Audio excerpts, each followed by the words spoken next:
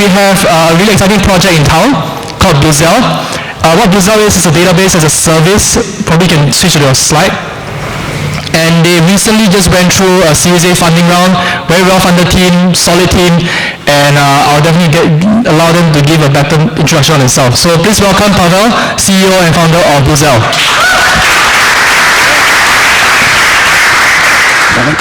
Thanks, Sean. Thanks everybody for coming out. I hope it wasn't just for the free pizza and drinks. Well, drinks is just Coke. So we're Bluzelle. We're a decentralized database for dApps.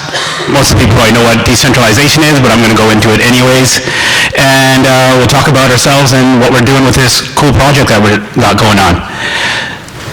So first thing about us is, so we moved here actually from Vancouver a year and a half ago. So my co-founder and I, my CTO, we started the company in Vancouver about 3 years ago, spent a year and a half there figuring things out and decided that, hey, Canada, the West, US, isn't really going to be the place where it grows. We figured that all this blockchain technology, what's going to happen is better to actually go to Asia, and that's where it'll probably be adopted faster. So we spent, after a year and a half there, early 2016, moved out to over here and got started. The first stuff we actually really focused on for the past year and a half was actually building stuff for the banks and insurance companies. So one of the things I'll point out is, I don't know if you guys saw the news last week of HSBC, MUFG, OCBC announced a KYC project. Anybody? Yeah, so that was us. They actually left us out of the press release, flat out. I guess they don't, they just had to keep it to the banks, but we actually designed it, architected it, built the whole thing. We will be releasing a case study in the next, probably in the next few days, with the banks and everybody, so we kind of wrote this up, explained the project. So what we did there was really work with all those three banks, and the MAS and IMDA, and really structured a way that how can we use the blockchain to verify people's data when they're onboarding going to a new bank. So you guys have all opened up a bank account, you know how painful it is. Come in, show your ID, give your proof of income, residence, all that, wait a couple weeks, open up, go to bank 2, go through the entire same thing again.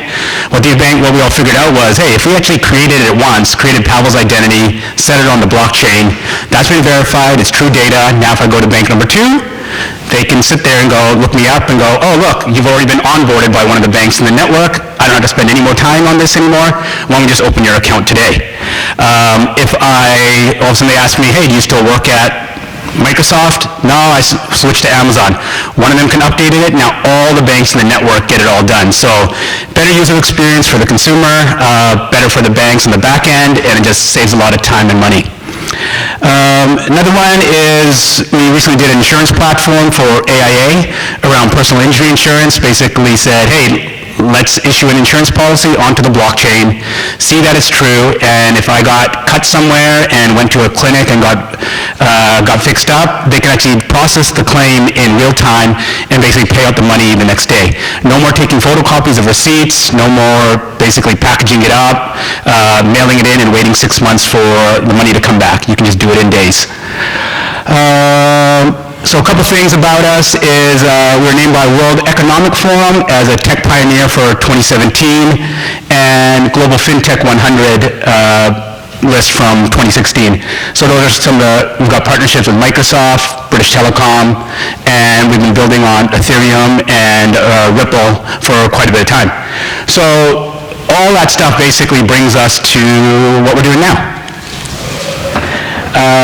Okay, so everybody kind of understand what our thesis is the decentralized internet. So people who don't really fully get that would be, when we say decentralized internet, we mean like a blockchain-based internet or powered internet. If we look at the current internet, what we mean by centralized is that, it's really controlled. It's in certain points. When you have a centralized system, you have choke points, security issues like we're all experiencing now with data breaches. You got to protect your data online, privacy. All that really comes about because of centralization. The reason Bitcoin, all of you guys know, started blowing up was because distributed ledgers, it's decentralized, much safer, secure. So the thesis, basically what we're saying is that you've got the old internet and you've got the new decentralized internet. Now, for the techies in here, Don't rip me to shreds on this. I know these terms aren't exactly one-to-one, but it's to get the idea across. So on any system like the internet's just not just one thing that does something. You've got different layers. So you've got, an application like Instagram or WeChat.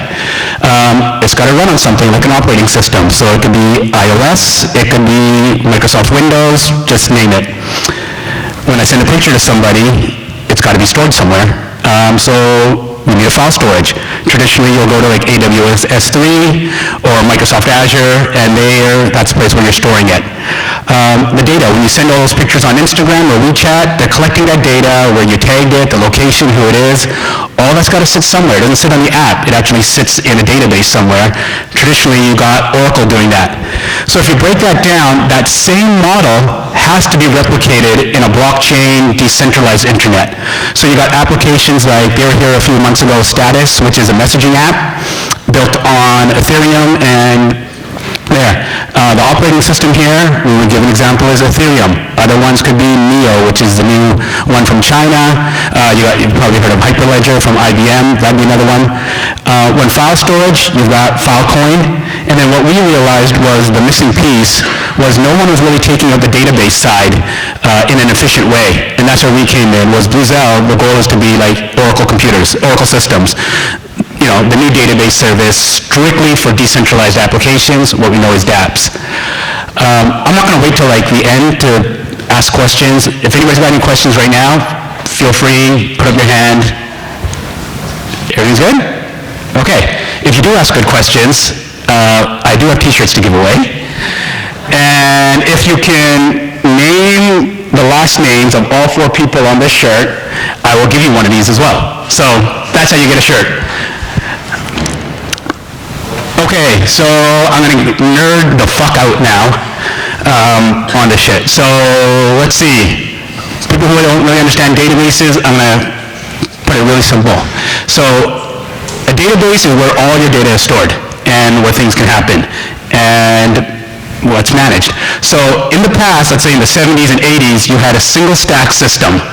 And as you can see, all these things are connected on like one stack, could be in your home, wherever.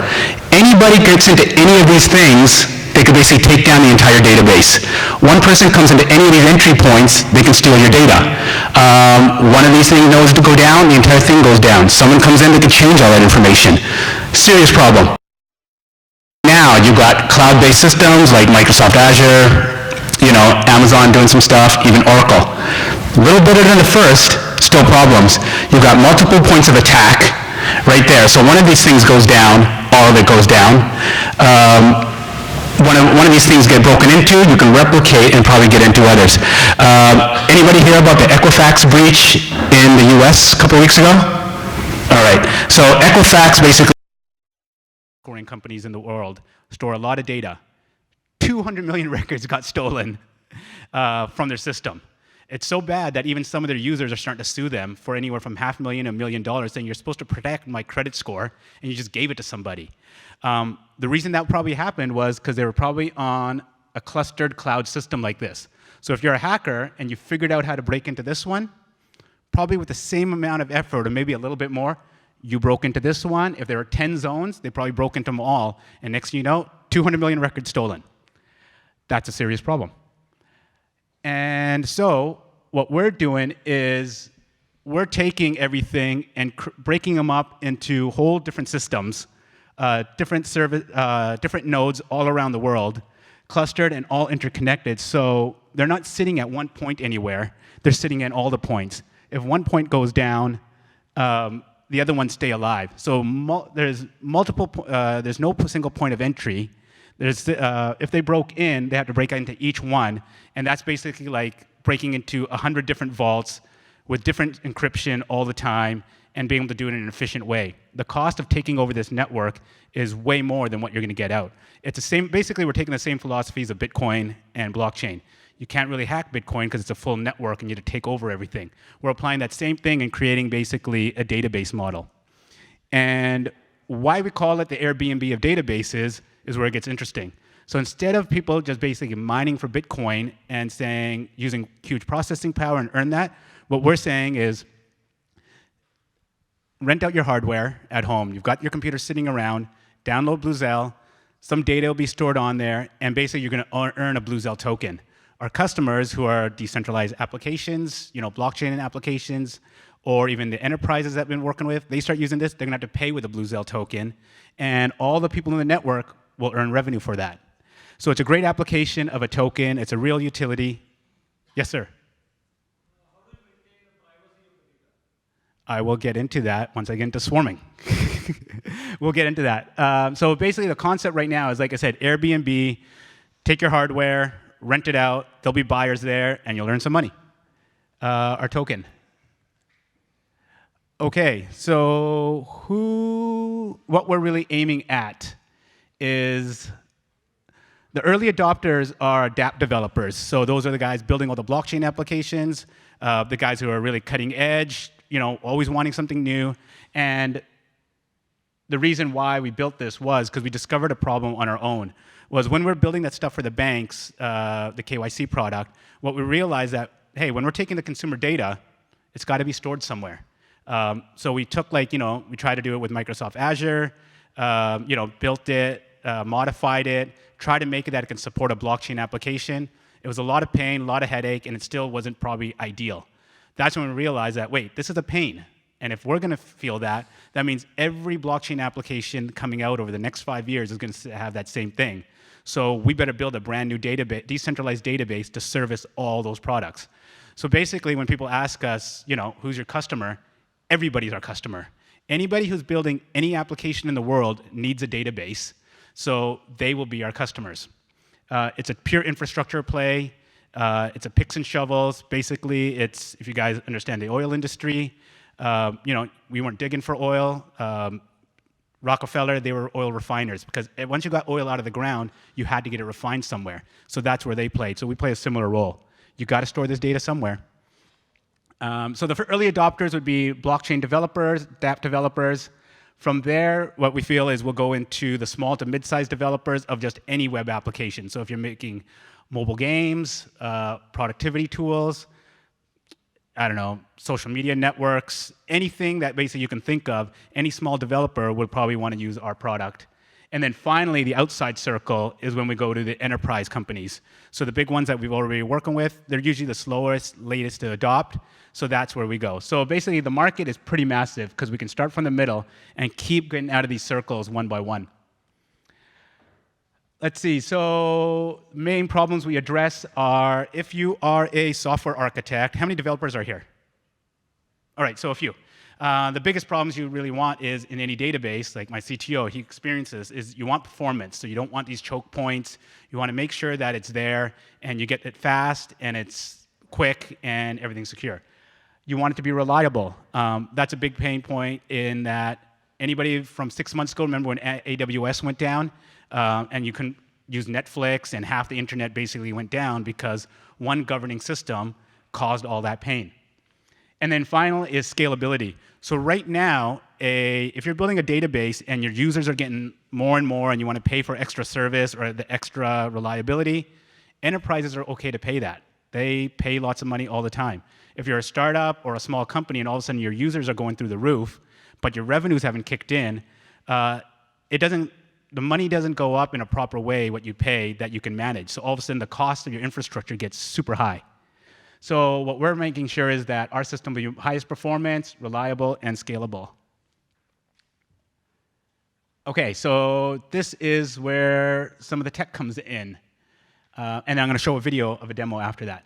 So swarming. What we mean by that is we're using swarms of computers all over the world. So it's not just one network. It's basically we're a network of networks. And the reason we do that is that you can have faster scalability and faster reliability and no latency. It won't slow down. So to take that down to a better level is Bitcoin is kind of slow because everybody on the network has a copy of the same thing. Everybody has to verify it, and so that's why it takes so long for a transaction. So it's a universal state.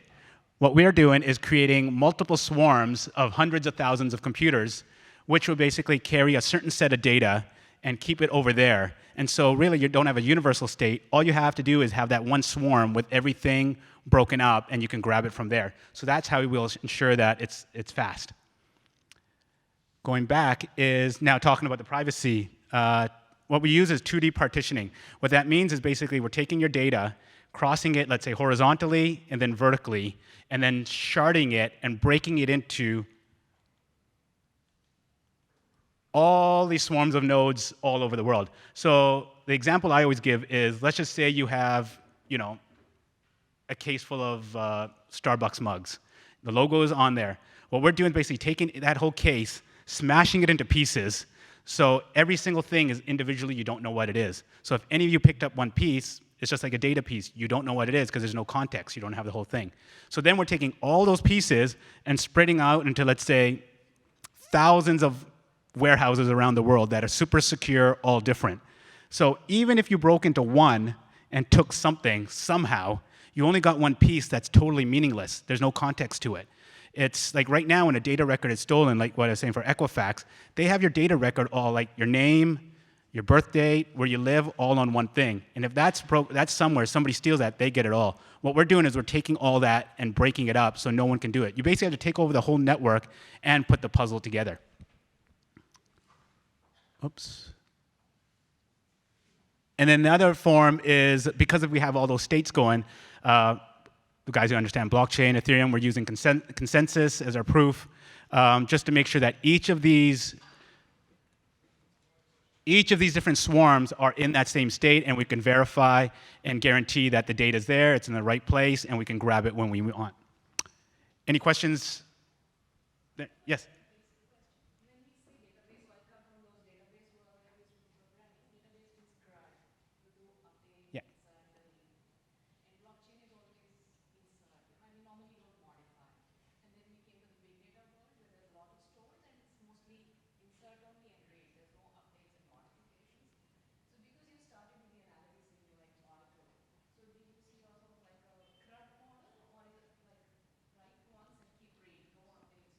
No, we are doing CRUD. So it's create, read, update, delete. That's in there. It's all in our white paper as well. That's right. So this isn't actually a blockchain. We're taking blockchain principles and applying it to a whole new database protocol. So one of the questions we always get asked is, oh, what blockchain is this built on? Ethereum? No. Is it on Hyperledger? No. It's its own separate protocol that will sit along all those. So that way we're just, we're taking the same principles of immutability, the consensus, the security, and applying it in a way that a new database can be formed. And then with that, what our goal is that it doesn't matter what you're building on. If I'm building a project on Ethereum or Hyperledger or Neo, what we're going to do is create hooks, integration points to each one of those through APIs that say, I need a decentralized database. Oh, Bluzelle's already integrated in there. Let's go do it. People are familiar here with Heroku? Some are. Basically, it's back-end software to, spin up dynamos on Amazon. One of their core things was they just created integration points to as many systems as they could out there. And that way, when you're thinking about building a product or needing something, it's like, oh, Heroku's already integrated in. I could tie in and use it. So that's the model. Question in the back. So the individual swarms, does the swarm contain identical information compared to the next swarm, or each of them has unique information? Oh, great question. So each swarm is basically would take all those pieces and break it up. So even if I'm going to show the video next. So even if one of the nodes goes down, it doesn't matter. That data isn't. It's replicated across the other ones. Within the swarm? Yeah. So are you saying that all the different swarms are different? Yes. Okay, each of them contains its own unique set of data. That's right. They're all like almost their own different universes, and we're just governing everything from the top. Yeah. How do you differ from something like IPFS or swarming with capital S? Those are their techniques are a bit different. It's like IPFS is they're really focused on file storage and things around there, where data needs its own thing. So what the comparison we always give is, let's take Dropbox. Could you build a database on Dropbox? Technically, you can. it just would be really inefficient, not a proper use. That's why you have the specialized services. So when people say, it's like, oh, we can do it on here. Yeah, you can, but it's not built for that. We've been talking to the guys from some of the predictions markets companies, from the top, some of the top D apps out there, projects, and they said they were coming across the same problem. They're like, there's no decentralized, there's no proper database, so either they're using existing ones that wasn't good, or they were doing a hack way of doing their own IPFS, and they're like, oh, this really isn't working that well. So now that we're designing it this way, they're like, hey, that's a good use case. We'll be one of the first users of the product.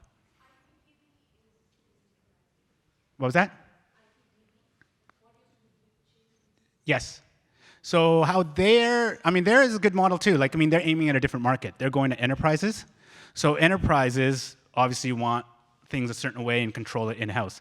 So from what I understand of Big Chain DB is they're taking the product and basically giving the ability to create your own decentralized network. But you still have to manage the hardware, create your own stack. So it's good for an enterprise who wants everything on premise. What we're saying is that, no, you don't manage anything. We're the network. You just plug in. Yeah. So, for example, node number one is pieces of the different swarms. Where do you keep the list of where are the pieces of node number one, and how do you protect the place where that is?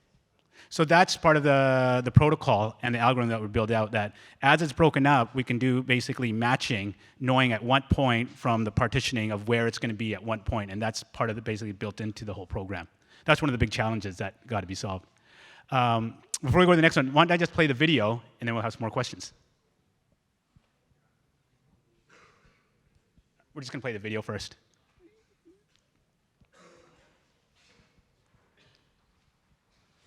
Whoop. Can you guys put the video on? Ah, there we go. OK, so this is pretty fun. OK, so what we're doing here is this is simulating the network in action.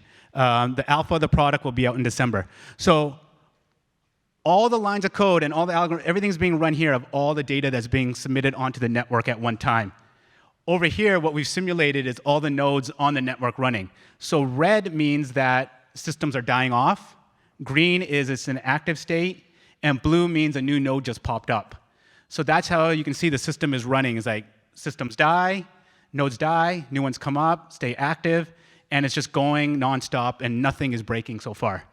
While all the data over there is running at the same time, another screen will come up over here, which will show the data in a second. But as you can see, everything is persistent, everything stays state, keeps running as systems, basically. It's like stars. They're just burning in and out, and the universe just keeps going. So with the data, what we're doing is, once a screen comes up, is that we're taking something like, OK, don't worry about it. So what we did was, let's just say, going back to that data record that I said, was you had my name, I lived on Sesame Street, birth date, all that stuff. What we did was break up all the data into chunks. So my name would be somewhere else on a different node or different swarm broken up. The alpha that I live on Sesame Street would be in a different swarm, and something else would be somewhere else. So that's why it's all broken up, replicated, sharded, and you just grab it at one time. So that's really key part of our technology is the swarm of swarms. I think there was a couple questions. Yeah.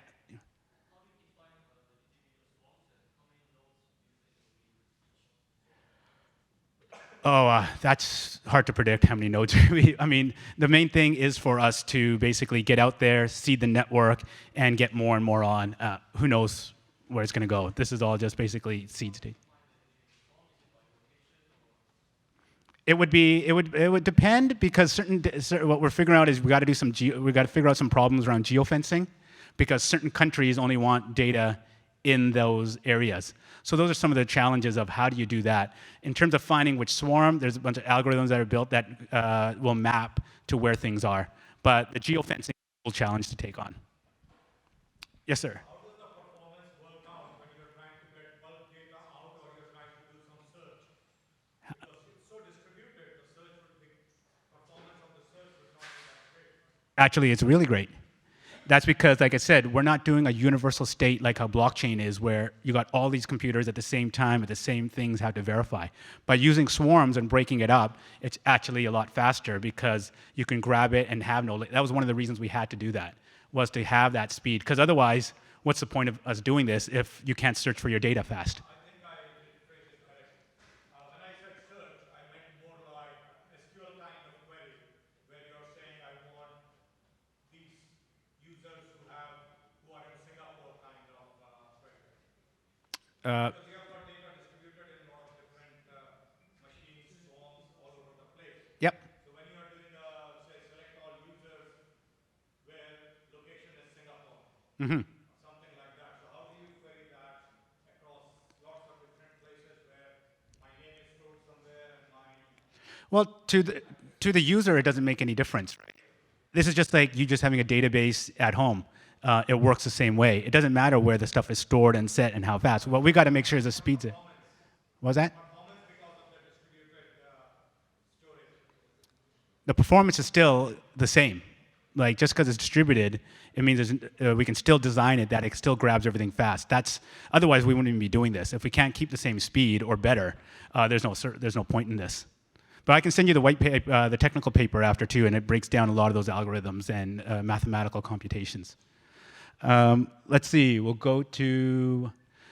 Wait, you had a question? Yeah.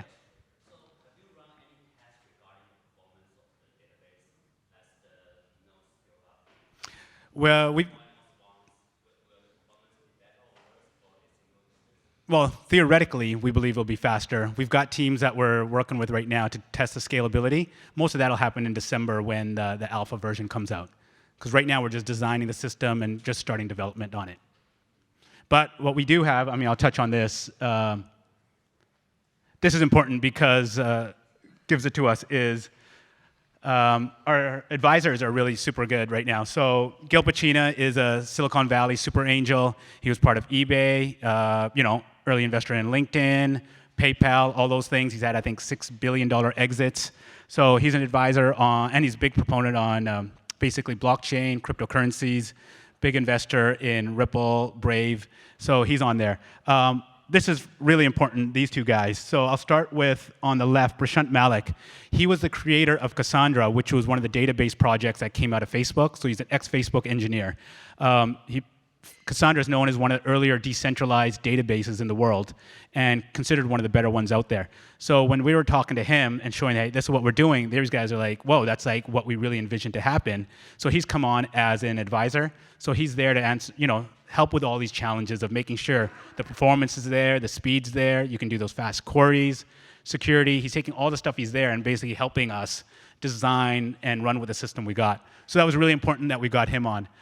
Brian Fox, for people who know Linux here, people who are familiar with Bash. Basically, it's one of the scripting languages, comes out of 80s for Linux. If you use a Mac computer, it's using the Bash system. He's the author and creator of it. So he's a really big proponent on open source software. These guys envision decentralized worlds, decentralized internet, back when these guys are working on this stuff since the 80s and 90s. He's come on as an advisor too, to basically figure out what are open source principles, what we can use, what we can basically give out to the public, and stay there. So we know we can't have all the problems solved, so we brought on the best guys to help us solve them. So the team, myself, I'm really an ex-video game guy, came from there, worked for Disney, ran, video game studios, worked for Electronic Arts, Microsoft, doing projects for them. My CTO, Neeraj, 20 plus years in software architecture, done projects for Google, Lufthansa. People might be familiar, if they're early Bitcoin people, with Zero Block. That was one of the first acquisitions in the space, got bought by Blockchain, the wallet company. And then we've got other senior developers who've been working on this with us. So basically, guys know machine learning, artificial intelligence, cognitive science, real deep people in all this stuff. So we did that.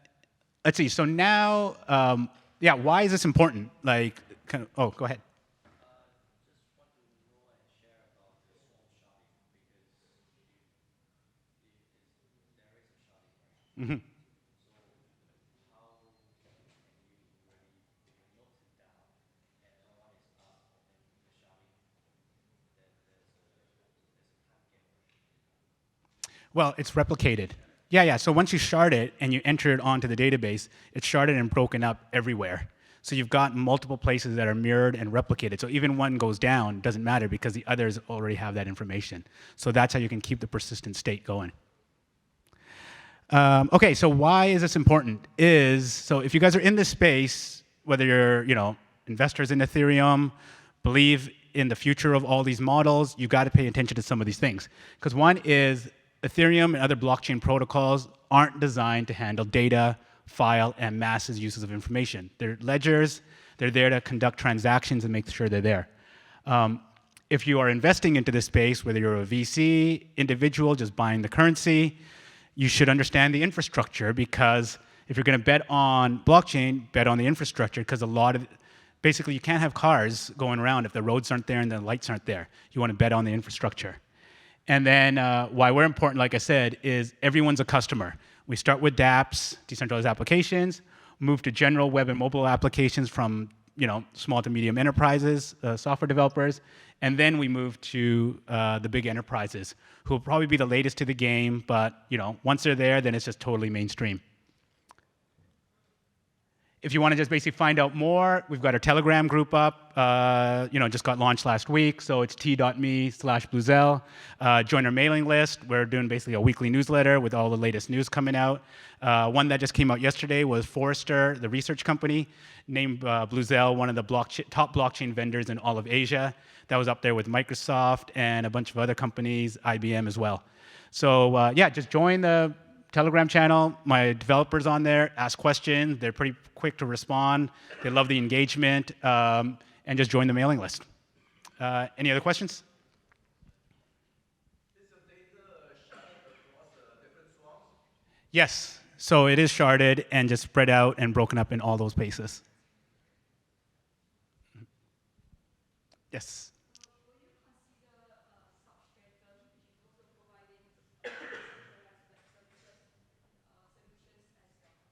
Say that again? No. Oh, what we look at is we're complementary to everybody, so they're not really competitors, right? If they're doing, depend on what service there is. So ours is when people say, oh, how do you compare with Filecoin or storage or SIA? We're complementary. Those guys are doing file storage, we're doing data storage. Just like, I would go to Amazon S3 or Dropbox to store my files. My data would be on Oracle or somebody else. So it's all, we're a complementary piece to everything. Yes, sir.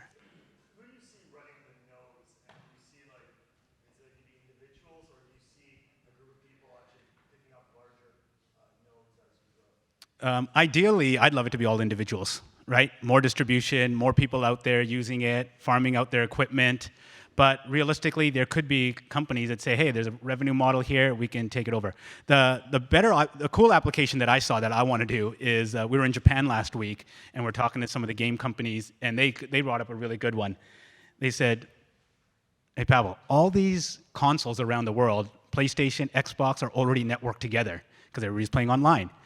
Anybody who plays video games here, my kids, I just bought them an Xbox. It's got way more power than they need. They're supercomputers. It's got a terabyte of storage space, which they're not going to use. So what they said is, you've got all this extra capacity sitting just at home with these guys on their games that are totally unused. So if we're able to install Bluzelle into these networks that are already connected, now you've got all this active use of all these individual consoles. Now what makes it even better, what they said was take a game who plays FIFA here? All right, a couple people. If you play any video games, there's leagues, there's data always being sent, who's winning, the leaderboards, all that stuff has to sit somewhere. And right now, the guy who makes the game, he's bearing that cost because he's got to store that data somewhere. They said, now, if we could actually store that on all our users' machines out there, it takes a lot of our cost off. The user could be happy because he can earn some money that basically subsidizes his cost of paying $80 for one of these video games. So it's a real cool crypto economic model where these guys can all benefit because these systems are already there. I'll do, I guess, one more question if anybody's got one. Yes?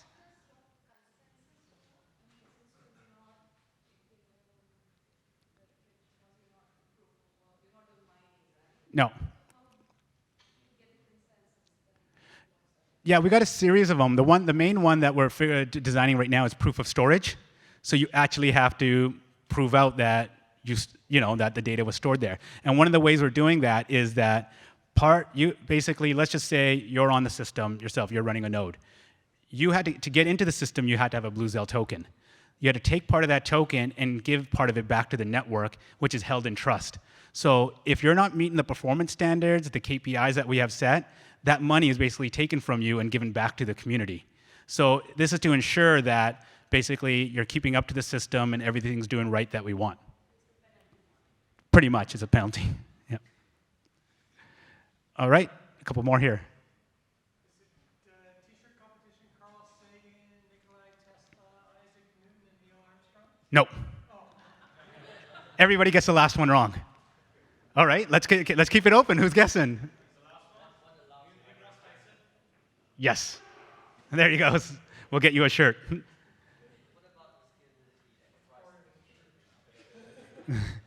So everybody always says Neil Armstrong, but the theme was all physicists. So it always gets them wrong. And then the other one is usually go with Isaac Asimov. So anybody like science fiction readers here? Yeah, so I was like, well, that's science fiction, not actual like physics. So those are the two that always trip people up. Yes. The nice way about how we're designing the scalability is like with the distributed model is that by using the swarm technique, right, and having less hardware out there that we have to rely on, so we don't have to bear any of that cost. So that way, more nodes can come on, we can keep it reliable, and then basically the system can still scale up, or you can scale up as a user if you got more users, but the cost is designed to stay low. So it doesn't go at like astronomical rate that all of a sudden you're paying this. It should go at a more managed approach because we have way less overhead, and we're trying to spread the cost out that the market itself will dictate how much it costs for the service each time. Do you mention anything about the consistency? Consistency in regards to? Eventual or Into what? is it eventual consistency or what? Sorry, I didn't understand. Like consistency in terms of the network speed or the data? Well, it's eventual consistency, or I can't remember. It's basically, the ACID thing for databases. Mm-hmm. So a lot of the NoSQL databases are like eventual consistency. That means the nodes are not consistent immediately. Yeah. You wait for a while for them to synchronize. Oh, for ours? No, what we're working on is that the consistency should be much faster and should be more reliable. And those are some of the challenges that we've got those advisors on to ensure that we can do that. Let's do, I guess, one more, and then we can go back and eat some pizza. My question is very basic. Can you explain in more detail why we need the decentralized database instead of saving the data in the Ethereum blockchain? Instead of what? Instead of storing it on the blockchain? Because the blockchain wasn't made to store data. It was meant to just basically process data in the ledger. So it just slows it right down. So let's just take our KYC product that we did, right? If technically we could take those files that somebody created, let's say, I took your passport. We can put it onto the blockchain, but it's such an inefficient use of the blockchain that it slows everything down. Now, if you do it on things like Ethereum, to get that processed and verified, it'll cost you way more in terms of gas to do it. So it's just, they weren't designed to do that. That's why you're having all these different components come up. That's why you had Filecoin storage, because they said, hey, we need to store the files in a much more manageable way because the blockchain can't do it. So all these systems are basically taking the blockchain principles and breaking up. So you're getting really the recreation of the internet, but in a much more manageable, scalable, secure way than we have right now. Okay, well, thanks for coming out, everybody.